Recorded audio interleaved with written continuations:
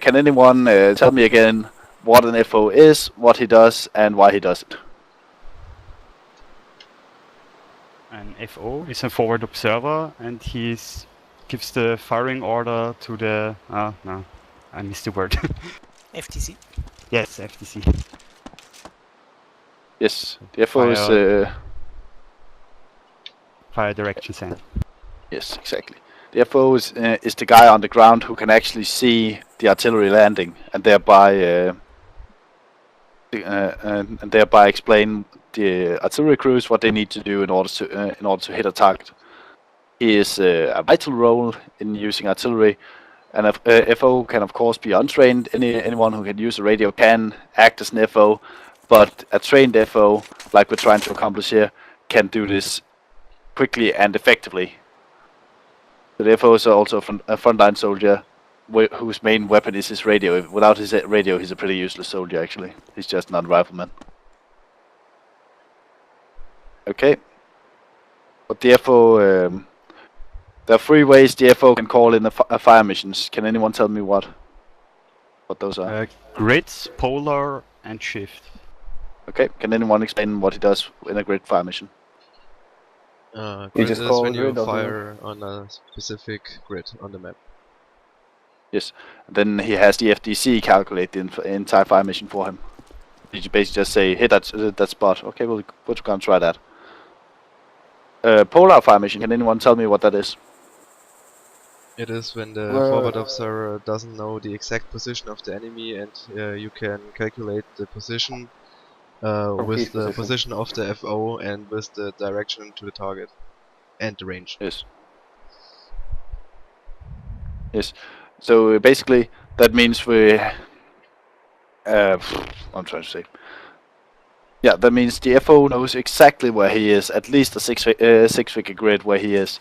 So he can call in, but he doesn't know, or if for some reason he can't see the grid of the target. For instance, he's looking at an open field that goes on for 5 kilometers, so he can't really see, really estimate the distance. But he can, or he can really figure that out from his map. But he can say, okay, I know they're exactly 500 meters away, and in that direction from my position in Mills. So that's a polar fire mission. The last one is a shift mission. Could anyone explain how that happens? It's similar like the polar, just from a known point away. Yeah. What's important here is to view this as a triangle. If you look at the link I posted in my channel and go to page 8, there's a neat little picture explaining exactly how it works, or what you need to think of as an FO at least. Where you have your. The picture was on page 6. Me is page 8. Oh, okay. You see a marine lying on the ground looking at a place called No Point and the target. So what you need to think of is the observer and the known point. Between him there is an observer to known point line. That's not too important. It is important actually. So you need to know that line as you observe, but you also need to know your observer to target line. And that means the. Oh, wait, I'm getting mixed up. Disregard all I just said. The observer to target line in this case is from you to the known point, because you know where you don't really know where you are, but you have your compass, so you can see, okay, that from my position 0469 mils to the church, there's approximately 400 meters, for instance. Then the FTC knows that, and then you say right 200. That means 200 meters to the right of the church, as you see it, there is a target. And then you say the distance from the... yeah, that's basically it. So you know your range to the known point, and you know how much to the right of the known point you need to aim.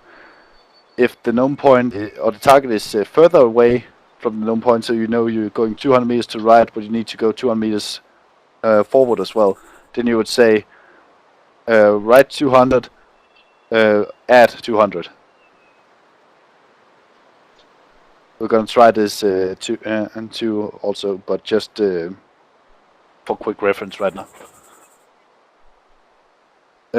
This relates to something called adjust missions. Can anyone explain how what the pro words we use to adjust?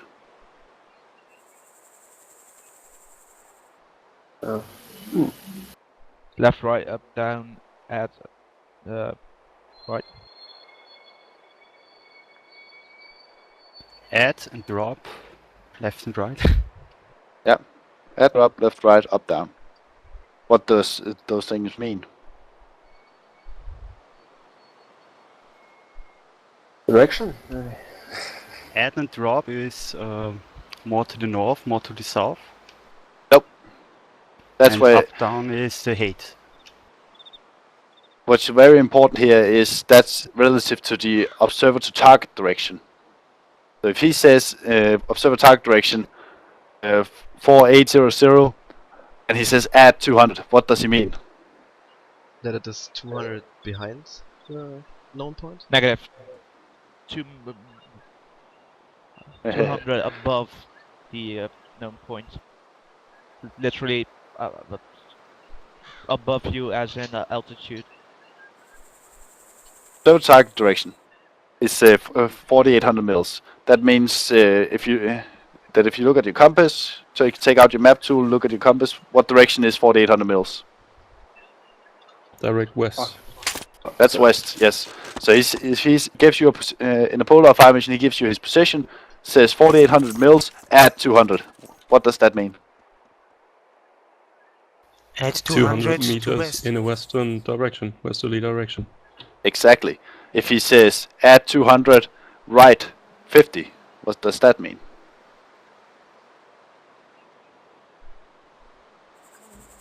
Go 200 meters further to the west and 50 meters further to the south. To the north, I mean. Exactly. So, and the cool part about the modern fancy artillery stuff is that they would calculate this for you. Used to be the FDC would be sitting with a little triangulator, and he would fucking do the math and figure out how to get to that target. But now a fancy little computer does that for you. Okay. Just looking through some notes here.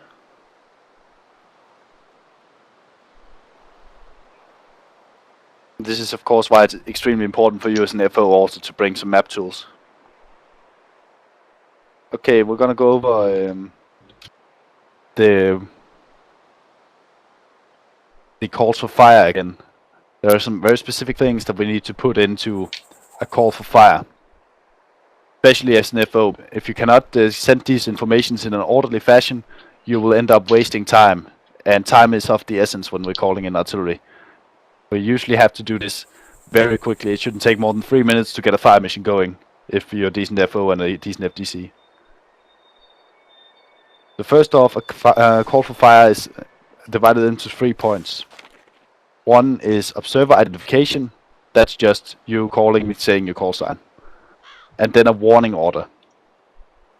Can anyone remember what the warning order contained?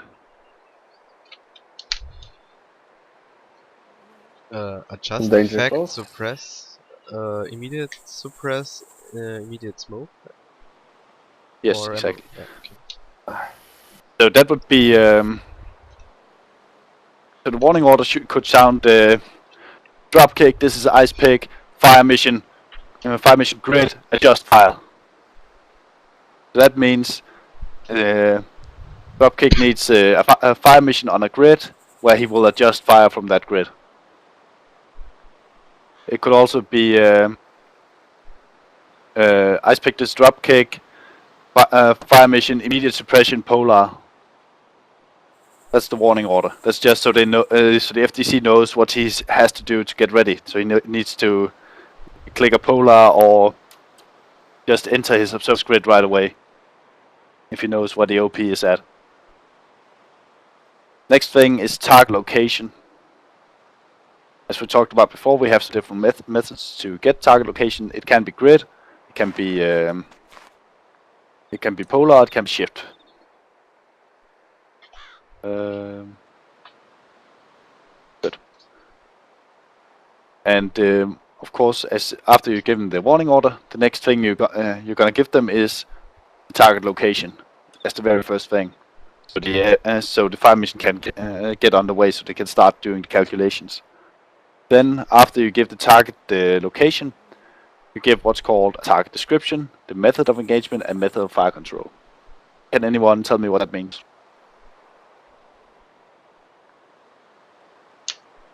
The description is what kind of enemy you are attacking, if it's a platoon or main battle tanks, and if it is in the open or some bunkers or anything else. Yes, why is that important to tell them? To choose so that the FTC knows how much to fire and what to fire. No. So How important the fire mission is. Yes, he needs to prioritize. He might only have 20 DPICM in his battery or some other ridiculously low number, so he would probably have to prioritize and say, is this important enough to do a fire mission? Or can I expect something more important later? So that's why we need to put in target description, always. And just for future reference, if you are an FDC and you do not get a target description, fucking ask for it, because that will be determining whether you need to fire or not. Next thing, someone was already in on it, method of engagement. What is that? The FO can ask for specific ammunition.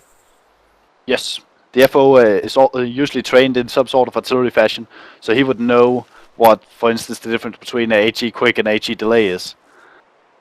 And that's why, in the method of engagement, the FO tells him what he wants the artillery to, what kind of effect he wants. That could be rectangular fire mission, 5 rounds, HE delay, azimuth 4700, width 50 meters, length 200 meters. And then the FTC can make a calculation for that. Last thing is method of control. What is that? When the fire mission is starting at my command or fire when ready. Yes, exactly. That's also important for the FTC to know, should he fire right away? Should he fire when the FO is ready for starting the fire mission? Or should he fire at a specific time set by the FO? For instance, on a time on the clock, or in 15 minutes, for instance. That's your basic call for fire. So once again, real quick. Observer identification warning order, point 1. Point 2, target location. Point 3, target description, method of engagement, method of fire control. That shouldn't take you more than a minute to figure out. You'll get a chance to fuck up here, but that's basically what we're trying to do. Okay.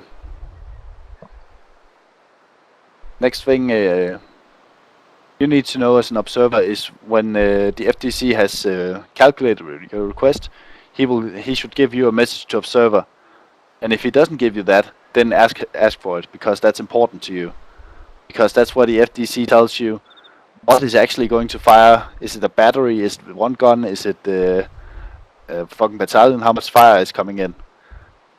And what type of rounds he's decided to use. It could be that he decided that he doesn't have enough delay fuses, so he only uses quick fuses for your mission, or use a different type of round, or you're not gonna get white phosphorus, you're just gonna get regular HC smoke. It's also the number of rounds he decides to use. It could be that you asked for 20 rounds and he says, fuck no, you're gonna get 3 rounds, that's it. Target mission identifier.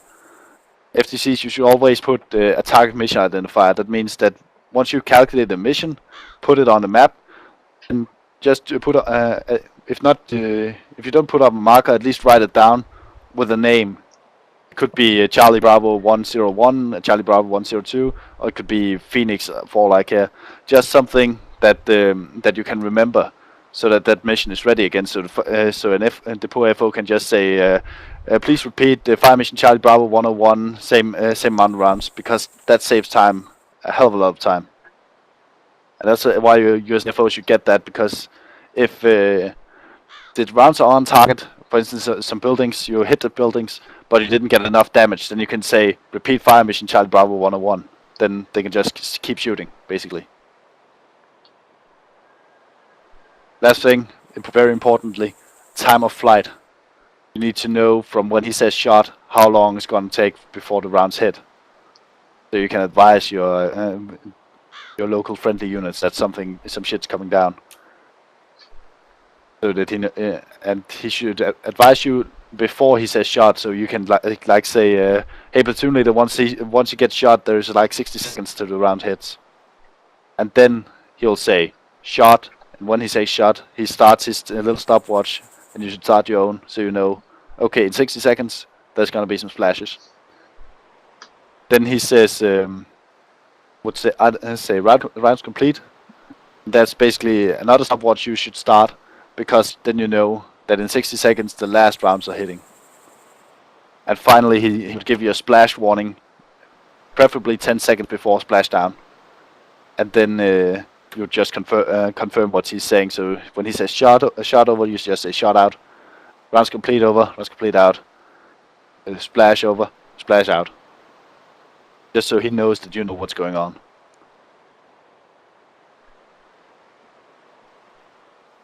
Okay, are there any questions so far on what your job as an FO is going to be?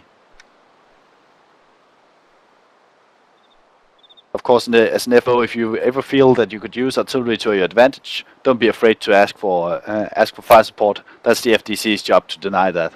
So you can just go ahead and ask for all kinds of shit. It's the FDC's job to say, no, I fucking don't have the ammo for doing a 3-round mission on 2 infantry guys. Okay, what I'm hoping to do now is basically go out and do a practical session. What I'm thinking is that we just do 2 guns and 2 FO teams. Yeah. I'm thinking about we'll do a half battery, so we'll have 6 of you gunning and 2 guys observing. Then once those 2 guys have called in at least 1 fire mission, then we're gonna switch. So they're gonna take a gun, another gun's coming with me out to do observations. Any objections to that? Okay, I need a volunteer FDC over here. Someone volunteer. Battery commander. Oh yeah, there we go. Chris, yay. 2 volunteer first FOs. Someone who thinks they know that shit over here. I wanna try. Yeah. Yeah, sweet. Okay. So battery commander, this is your gun crew. Sorry a lot. Your guns are standing over there on the field. And FOs, you get into Jackal and drive into an OP. Any questions? All long-range comms will be on channel 1 on the 117, and you'll use the 343 channel 1 for battery comms. Awesome, this is easy. Okay, Tequila, Oscar, Count 1.